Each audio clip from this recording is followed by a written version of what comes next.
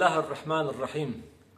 Umut Kervanı olarak mübarek Ramazan ayının gelmesiyle beraber Ceylanpınar'daki hayırseverlerimizin katkılarıyla yetim ve ihtiyaç sahibi ailelerimize yardımlarımız devam etmektedir. İhtiyaç sahibi ailelere umut, hayırseverlere yol gösterici olup veren el ile alan el arasında köprü olmaya çalışıyoruz. Bu kutlu yolda bizleri yalnız bırakmayan herkese teşekkür eder. Rabbim kendilerinden ebeden razı olsun inşallah.